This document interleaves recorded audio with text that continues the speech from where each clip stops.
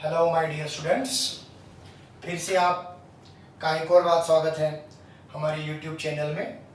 तो आज हम जो टॉपिक डिस्कस करने वाले हैं वो लेक्चर नंबर 5 होगा, some basic concepts of chemistry का। इसमें हम देखेंगे बेसिक्स ऑफ एटॉमिक स्ट्रक्चर। जैसा कि सब लोगों को मैंने इससे पहले बताया था कि बेसिक कंसेप्ट्स ऑफ केमिस्ट्री हमारे सिलेबस में जितना है उससे हम कहीं ज़्यादा इसमें पढ़ने वाले हैं। जैसे कि मेरा एक अपना ट्रेंड है, मैं बेसिक कंसेप्ट्स ऑफ केमिस्ट्री में पूरे केमिस्ट्री में जितने भी चैप्टर्स हैं, जैसे कि surface chemistry, nuclear chemistry, biochemistry, organic chemistry, analytical chemistry, physical chemistry, जितने भी केमिस्ट्रीज हैं, उन केमिस्ट्री में जितने भी चैप्टर्स हैं उनका बेसिक मैं यहाँ पे करवा देता हूँ। तो आज जिस चैप्टर का हम बेसिक पढ़ने वाले हैं वो है एटॉमिक स्ट्रक्चर। और याद रखना, ये चैप्टर नंबर 3 है या चैप्टर नंबर 2 है तुम्हारे 11th के सिलेबस में, लेकिन वो चैप्टर हम चालू करेंगे तो उसका अलग से एंट्रेंस लेवल हम पढ़ेंगे। पहले हम इस चैप्टर का सिर्फ देखेंगे बेसिक्स, क्योंकि बेसिक्स पढ़ना जरूरी है। सबसे पहले हमको पता होना चाहिए कि एटम क्या चीज है। तो कंसेप्ट ऑफ मैटर जो है, मैटर क्या होता है, जब मैंने पहले लेक्चर में, पिछले वाले लेक्चर में पढ़ाया कि मैटर कोई भी सब्सटेंस होता है जिसका वजन होता है या जो स्पेस लेता है, जो जगह लेता है, उसको बोलते हैं मैटर। इंग्लिश में अगर बोलूंगा, any substance which has a mass and occupy space is called matter। फिर मैंने पिछले लेक्चर में बताया था आपको मैटर के दो क्लासिफिकेशन है, फिजिकल क्लासिफिकेशन, केमिकल क्लासिफिकेशन। तो यहां पे मैं उसको डिस्कस नहीं करूंगा। Basically concept of matter India और ग्रीक के फिलोसोफर्स ने पहले दिया था, जिसमें से 400 to 500 बिफोर क्राइस्ट में एक साइंटिस्ट थी जिसका नाम था डेमोक्रिटस। डेमोक्रिटस ने सजेस्ट किया था कि मैटर इज इनडिविजिबल, यानी कि मैटर को हम तोड़ नहीं सकते। फिर यानी कि मैटर इनडिविजिबल है। फिर उसके बाद डेमोक्रिटस ने यह भी कंसेप्ट बताया था कि मैटर में कुछ ना कुछ तो पार्टिकल्स होंगे, क्योंकि उस समय पे उतना जो केमिस्ट्री है उतना इंटेंसिव नहीं था, डेवलप नहीं था। लेकिन धीरे धीरे करके देखा गया कि matter it is made up of atoms, it is made up of atoms. तो एक साइंटिस्ट था जिसका नाम है डाल्टन। डाल्टन ने किसका कंसेप्ट यूज किया? Democritus. He used the concept of Democritus। उसने डेमोक्रिटस का कंसेप्ट यूज किया और एक थ्योरी दिया जिसको हम बोलते हैं डाल्टन्स एटॉमिक थ्योरी। ना डाल्टन्स एटॉमिक थ्योरी के बारे में हम अभी पढ़ेंगे नहीं, क्योंकि डाल्टन्स एटॉमिक थ्योरी हमको बहुत ही वाइड अच्छे से हमको पढ़ना है। तो यहां पे मैं सिर्फ ब्रीफली बताऊंगा कि डाल्टन्स एटॉमिक थ्योरी ने क्या क्या प्रूव किया। इसने बोला कि same element is made up of same atoms and different is made up of different atoms. अब उसके बाद अगर इसने फर्क में इसको क्या समझाऊंगा, ये मैंने लिया आयरन। क्या लिया? आयरन। आयरन रॉड में सिर्फ आयरन के ही एटम्स होंगे, आयरन के ही एटम्स होंगे, इसमें कॉपर के एटम्स नहीं होंगे। तो ऐसा किसने बोला? डाल्टन ने। फिर उसके बाद कुछ लॉज भी इसने प्रूव किए, जैसे कि law of conservation of mass, इसमें ये प्रूफ हो गया। Law of definite proportion, law of multiple proportion, ये पूरे इस डाल्टन एटॉमिक थ्योरी ने प्रूव किए। और कुछ कुछ इसके लिमिटेशंस भी थे। क्या थे? लिमिटेशंस। तो देखो, ये सारा हमको पढ़ना है। Law of conservation of mass, ये भी हमको पढ़ना है अगले लेक्चर में। लॉ ऑफ डेफिनिट प्रपोर्शन, ये भी हमको अगले लेक्चर में पढ़ना है। लॉ ऑफ मल्टीपल प्रपोर्शन, ये भी हमको अगले लेक्चर में पढ़ना है। तो मैं यहाँ पे सिर्फ आपको इतना बता रहा हूं कि एटॉमिक स्ट्रक्चर का जो बेसिक्स है उसका थोड़ा हिस्ट्री मैंने आपको बताया हूं। तो उसके बाद एटम निकला है ग्रीक वर्ड एटोमॉस। किससे? एटोमॉस। एटोमॉस का मतलब है इनडिविजिबल। मतलब पहले माना जाता था कि एटम जो है, एटम को तोड़ नहीं सकते। ये आज भी साबित है कि एटम को तोड़ नहीं सकते, लेकिन इसमें एक क्वेश्चन मार्क आया। एटम को हम तोड़ नहीं सकते during chemical reaction. Chemical reaction के दौरान एटम को तोड़ नहीं सकते। क्या आपने कभी ऐसा देखा है? Sodium plus chlorine it gives us 2 protons 3 electrons. क्या ऐसा होता क्या? ऐसा नहीं होता। यानी कि एटम क्या होता है?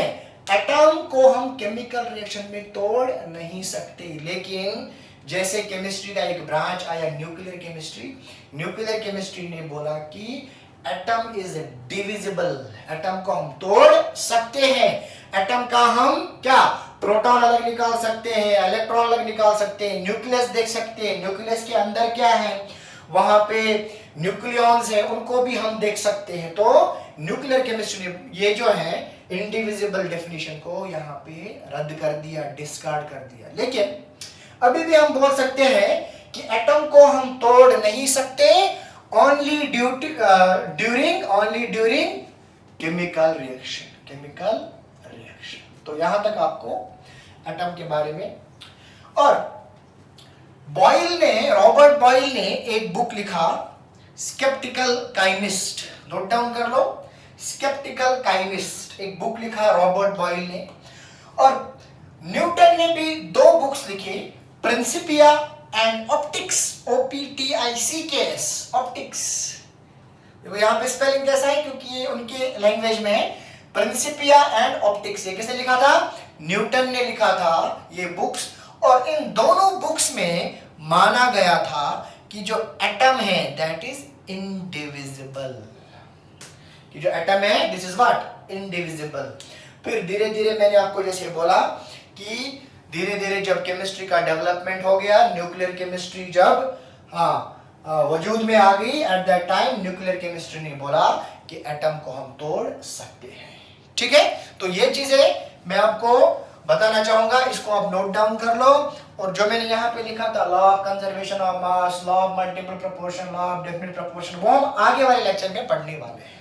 तो इस लेक्चर में उनके बारे में हम नहीं पढ़ेंगे, यहाँ पे हम सिर्फ एटम के बारे में पढ़ेंगे। चलो नजर रखो, एटम के बारे में आपको यहाँ पे बताता हूं। इसमें जितने भी टर्म्स आए उनको आप नोट डाउन कर लो और अपने नोटबुक पे लिख के रखो। चलो, एटम।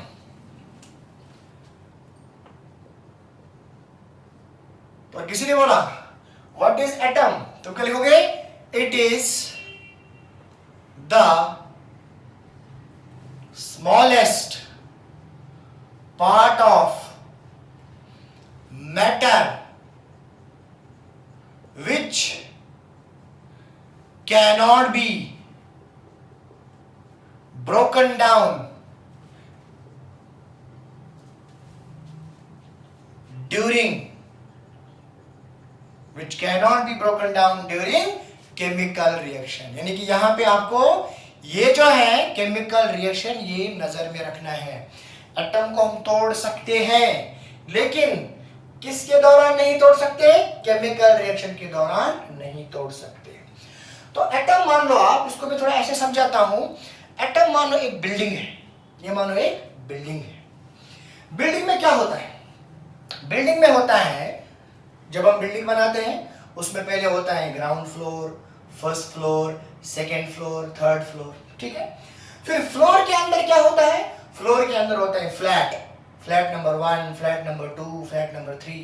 फिर फर्स्ट फ्लोर पे फ्लैट नंबर 1, 2, 3 जितने फ्लैट्स होंगे।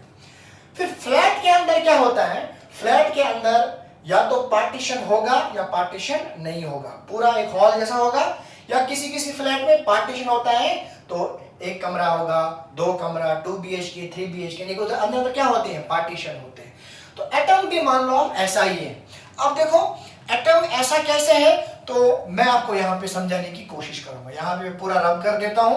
अब आपने टॉपिक लिख लिया होगा, तो यहाँ पे मैं एटम को समझाने की कोशिश करता हूं। देखो एटम, इसमें 2 हिस्से होते हैं।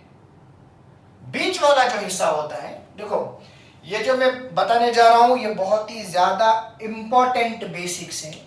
अगर ये आपको समझा नहीं तो मेरे हिसाब से आपको केमिस्ट्री समझेगा नहीं, तो इसको समझना जरूरी है। एटम, एटम में जो बीच वाला हिस्सा होता है that is nucleus, that is what, nucleus. Nucleus contains protons, it contains protons and neutrons. Okay, protons का चार्ज होता है positive charge and neutrons are neutral, इनका जीरो चार्ज होता है. And protons can be shown by the help of H+. Proton को हम H+ से भी, जिसको प्रोटियम भी बोलते हैं. And neutrons are shown by N, eta, जिसको बोलते हैं नीटा या ईटा, दिखाते हैं. अब न्यूक्लियस के बाहर आप मान लो अलग अलग फ्लोर्स हैं, these are floors and these floors are known as shells. इनको बोलते हैं shells या इनको बोलते हैं ऑर्बिट, ORBITS, shells या ऑर्बिट्स. नजर रखो अच्छे से. जैसे हमने 10 में पढ़ा है K shell, L shell, M shell, N shell, OPQRST, वो भी है. ठीक है, जितनी बड़ी बिल्डिंग उतने ज्यादा शेल्स. अच्छा, फिर शेल्स के अंदर, यानी कि बिल्डिंग के अंदर फ्लोर है, ये फ्लोर हो गया. फ्लोर के अंदर क्या है, flats. Flats are known as subshells. क्या बोलते हैं इनको, subshells. And there are 4 types of subshells. There are 4 types of subshells. कौन कौन सा, small s, small p, small d, small f. ठीक, s जो होता है इट इज सब्सिडरी, इसका नाम क्या है, सब्सिडरी. p जो होता है इट इज प्रिंसिपल. d जो होता है इट इज डिफ्यूज्ड. F जो होता है इट इज फंडामेंटल. ठीक, ओके. फिर जब हम फ्लैट में गए, फ्लैट के अंदर क्या होंगे, कमरे. या ऐसा भी हो सकता है अभी बिल्डिंग नई नहीं है, हमने कमरे बांधे नहीं है फ्लैट के अंदर, पूरा छोड़ के रखा है हॉल, तो उन कमरों को बोलते हैं ऑर्बिटल्स. ऑर्बिटल्स, देखो orbits, ORBIT, orbital, ORBITAL, orbitals. यानी कि ऑर्बिट्स और ऑर्बिटल्स डिफरेंट होते हैं. ठीक है. नाउ जब हमने S वाले सबशेल में गए, यानी कि S वाले फ्लैट में गए, तो हमने देखा वहां पे कोई कमरा वमरा नहीं है. इसका मतलब क्या है, जो S फ्लैट है वही कमरा है. फ्लैट भी है, कमरा भी है, यानी कि अंदर वहां पे कोई पार्टीशन नहीं है. जब हम P में गए तो हमने देखे देयर आर 3 रूम्स. कितने रूम्स हैं, 3 रूम. एक रूम का नाम है PX, एक रूम का नाम है PY, एक रूम का नाम है PZ. देखो याद रखो, PX, PY, PZ. फिर जब हम D वाले फ्लैट में गए, हमने D वाले फ्लैट में देखा कि वहां पे 5 कमरे हैं. कितने, 5 कमरे, 1 2 3 4 5. एक कमरे का नाम हमने रखा DXY, दूसरे का DYZ, तीसरे का DXZ, फिर DX² माइनस Y², और लास्ट में जो कमरा देखा दैट इज DZ². ठीक है. फिर जब हम F वाले फ्लैट में गए तो यहां पे हमने देखा there are 7 rooms. How many, 1 2 3 4 5 6 7. कितने रूम है, 7 रूम है. लेकिन ये जो 7 रूम्स है इनका जो नेमिंग है वो थोड़ा कॉम्प्लेक्स है, तो ये हमारे सिलेबस में यहाँ पे नहीं है. लेकिन बताना चाहूंगा जब मैं एडवांस का लूंगा, क्या लूंगा, एडवांस, तब F ऑर्बिटल का शेप और इसका रिप्रेजेंटेशन मेरे को पढ़ाना है, तो यहां पे पढ़ाने की जरूरत नहीं है क्योंकि ये बेसिक हो गया. सो ये है, मैं लिखूंगा 7 ऑर्बिटल्स हैं इसमें, कितने हैं 7 orbitals, and it is complex, और इसका शेप क्या है कॉम्प्लेक्स। तो यहां तक एक और बार आप थोड़ा नजर रखो। एटम में दो हिस्से होते हैं, एक बीच वाला हिस्सा न्यूक्लियस जिसमें प्रोटॉन होता, न्यूट्रॉन होता, प्रोटॉन का पॉजिटिव चार्ज, न्यूट्रॉन का न्यूट्रल, और इसके बाहर होते हैं शेल्स को ऑर्बिट्स बोलते हैं। तो there are many shells, KLMNOPQ। अब शेल के अंदर क्या होता है सबशेल कौन से हैं SPD। अभी मैंने बताया नहीं ये S किस में है, P किस में है, बस बताया, मतलब SPDF होता है। उसके बाद अब किसी ने बोला सर K में कौन सा होता है, तो वो मैं यहाँ पे नहीं बताऊंगा, वो मैं बताऊंगा आने वाले टॉपिक्स में जब मैं पढ़ाऊंगा क्वांटम नंबर्स। 4 तरह के क्वांटम नंबर्स है, principal quantum number, azimuthal quantum number, magnetic quantum number, spin quantum number. लेकिन उधर अभी जाना नहीं, क्योंकि धीरे धीरे करके जब हमको एक सीढ़ी चढ़ना होता है तो हम क्या करते हैं, एक छलांग मारते, क्या नहीं मारते, पहले क्या एक पाई, दूसरा, तीसरा, चौथा, पांचवा, सातवां, फिर उसके बाद हम सीढ़ी को पार कर लेते हैं। तो ऐसे ही हमको धीरे धीरे चलना है ताकि केमिस्ट्री हमको बहुत आसान लगे। तो यहाँ पे S में जब हम गए तो वहां कोई कमरा नहीं, तो जो S फ्लैट है वही कमरा है। P में मतलब यहाँ पे कितना होगा फिर 1, क्योंकि S ऐसी है 1 होगा। फिर यहाँ पे कितने होंगे 3, यहाँ पे कितने होंगे 5, यहाँ पे कितने होंगे 7। समझ में आया। नाउ जब मैंने S का शेप देखा, क्या देखा शेप, जब मैंने, चलो यहां पे लिखता हूं मैं, जब मैंने शेप्स देखी इनकी, S का जो शेप मेरे को दिखा that is spherical shape, football जैसा, स्फेरिकल फुटबॉल जैसा शेप।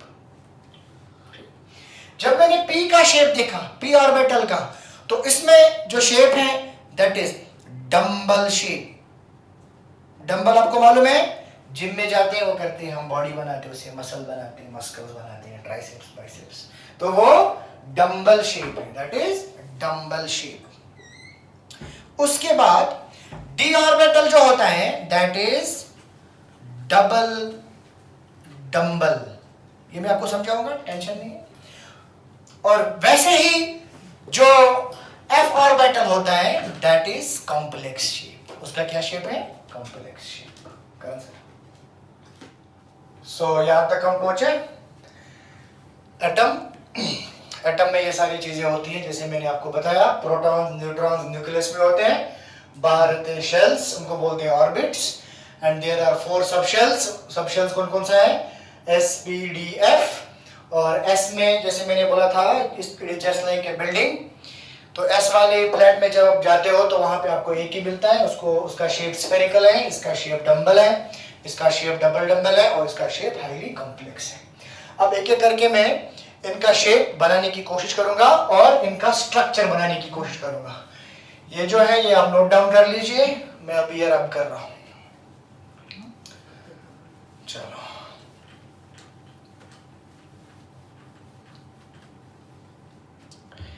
तो कौन कौन सा हमारे पास है S और P, और कौन सा हमारे पास है D, और कौन सा हमारे पास है F। इनका मैं शेप बनाने की कोशिश करूंगा। Now S is spherical in shape, P is dumbbell in shape, D is double dumbbell in shape, F is highly complex। नजर रखो, यहां पे मैं नीट का एक क्वेश्चन भी बताऊंगा आपको, जो नीट में आया था question, spherical shape like this. तो इसमें कितने हैं बताओ, 3 है इसमें, कौन कौन सा, एक है PX, PY, और कौन सा है PZ।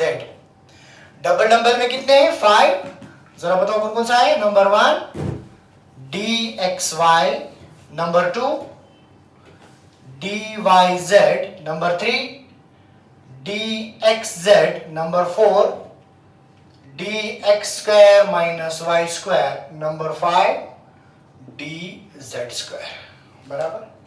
और ये जो मैंने आपको बताया था, दिस इज हाईली कॉम्प्लेक्स। आगे बढ़ते हैं। तो ये स्फेरिकल हो गया। मैं इसके एक्सिस बनाता हूं। Suppose this is X axis, this is Y axis, this is Z axis. यहां पे बनाता हूं मैं, this is X Y and Z. यहां पे बनाता हूं मैं इसको, पी जेड को बनाने की कोशिश करूं। यहां पे बनाता हूं पी जेड को, X Y Z, P Z को मैंने यहां बनाया। Now in P X the dumbbell is along X axis. P X में डम्बल कहां पे है? X axis. अच्छा, ये जो होता है डम्बल का, जो ये होता है, ये जो बल्जिंग पोर्शन है, this is known as lobe. इसको बोलते हैं लोब। और बीच वाला जो है, जहां पे लोब खत्म होता है, उसको बोलते हैं nodal plane. Nodal plane. Nodal plane में अगर मैं इसको डिफाइन करूंगा, नोडल प्लेन क्या है? यहां पे probability of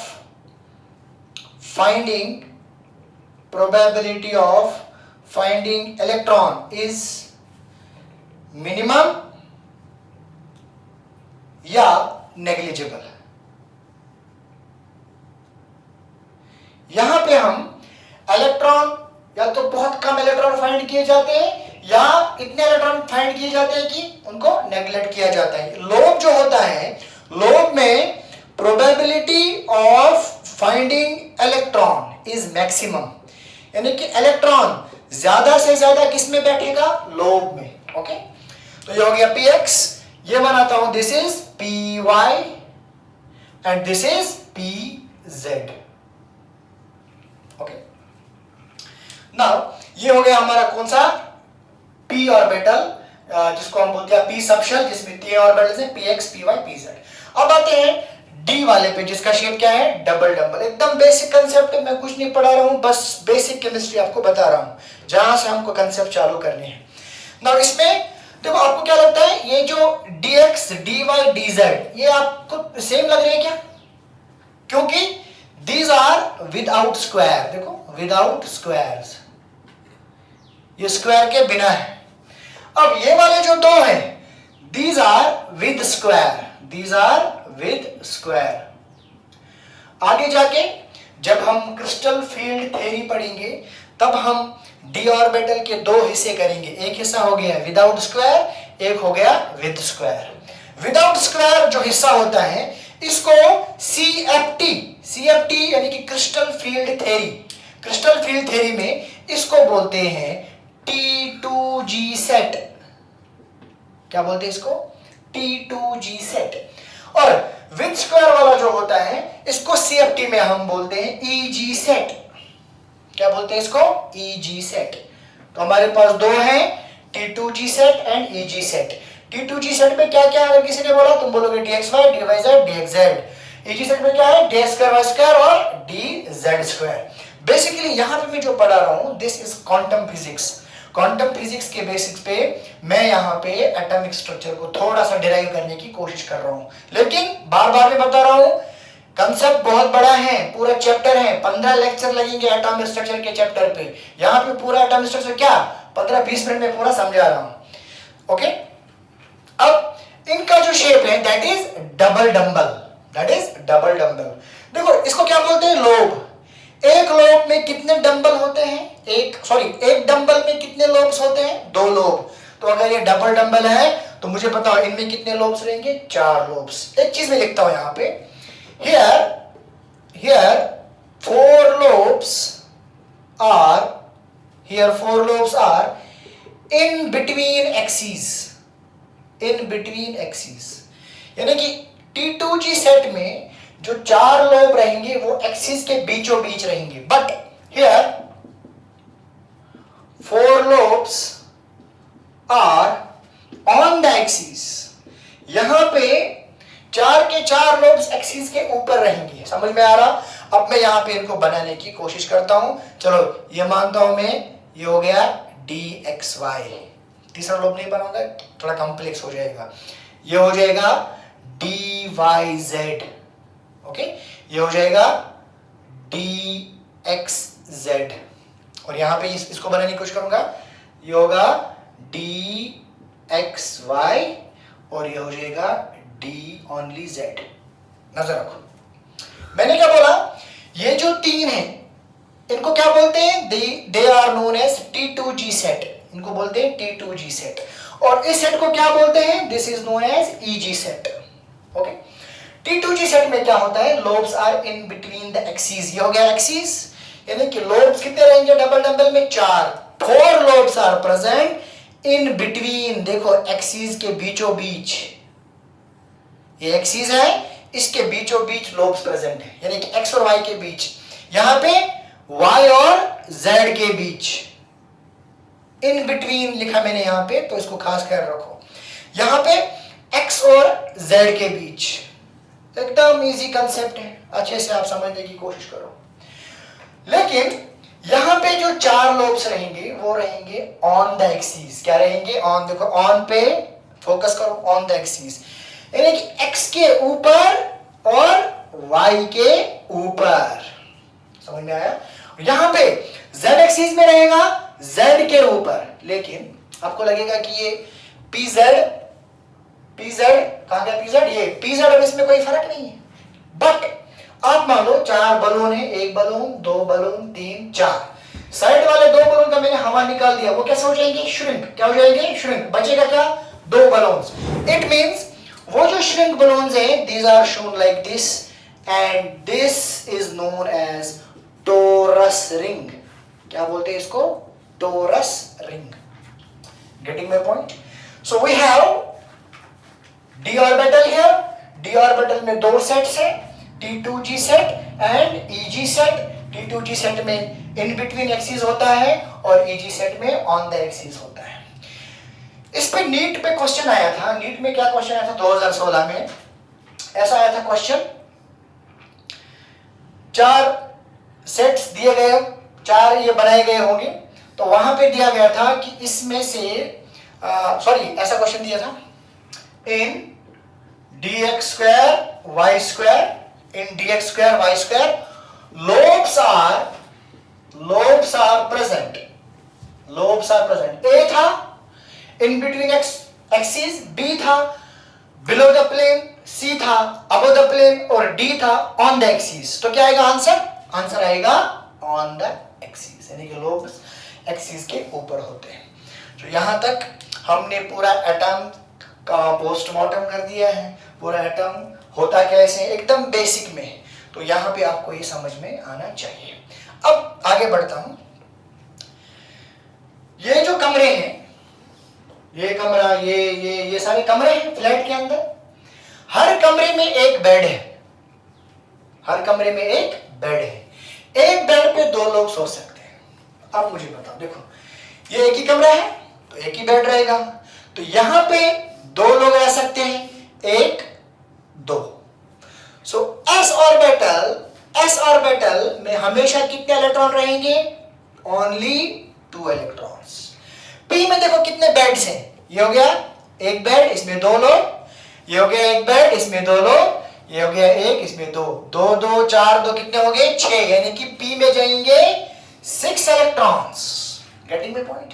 इसमें कितने हैं, 2, 2, 2, 2 इलेक्ट्रॉन्स, 2 इलेक्ट्रॉन्स, यानी कि टोटल कितने होंगे, 10 इलेक्ट्रॉन्स डी ऑर्बिटल में।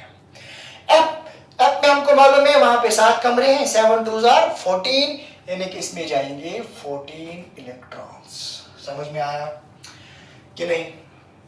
ओके, तो ये जो लेक्चर है ये आपको अच्छे से देखना है, और जो भी मैंने यहाँ पे लिखा हूं इसको अपने कॉपी पे नोट करना और समझने की कोशिश करना है इसको।